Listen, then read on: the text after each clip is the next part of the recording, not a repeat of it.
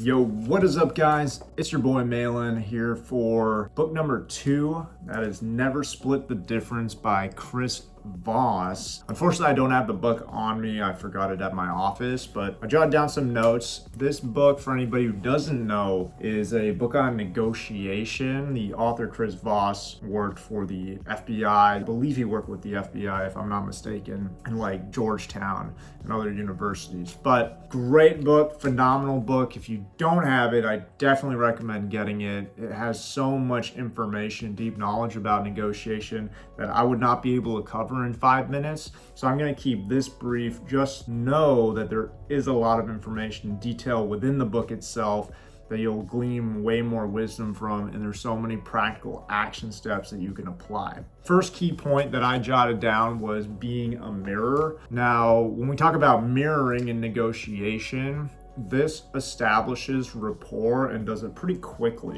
So what is mirroring? It could be mimicking somebody's body language, but when we talk about negotiation and conversation, mirroring is simply repeating back what the person said to you. So if somebody says, "I don't feel comfortable doing that," all you would say is, "You don't feel comfortable doing that?"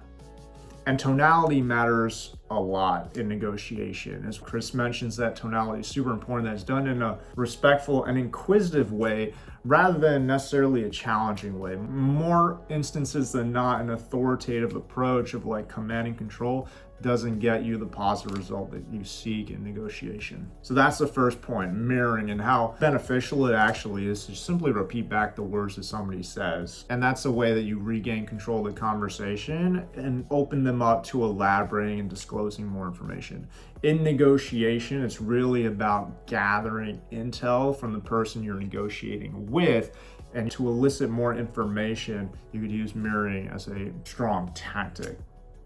The second pointer that he brings up is that empathy is more so about understanding. It is not about agreeing. It's super important in negotiations to communicate empathically, to be empathetic in your communication and your listening. Now, this doesn't mean that you agree with the other person's point. You may very well agree or not. That's not the point. The point is to understand what the other person is saying. And a key way we do this is through something that Chris Voss states. It's labeling. So we're always in a negotiation trying to understand the underlying emotion or information that isn't being directly communicated from our counterpart. There's always something beneath the surface, and that's really what we're getting to.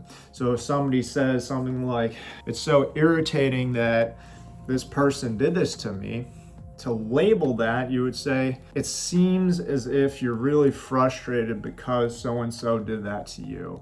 Is that correct? And by labeling the underlying emotion that the person is communicating and the situation that they're communicating, it shows that you're actually paying attention, you're understanding what they're communicating, and that helps build empathy, and again, builds trust, which is vital in any sort of negotiation and communication. The third and final point that Chris Voss brings up is the power of mastering no. In a lot of sales, it is taught to try to get yes responses from our prospects.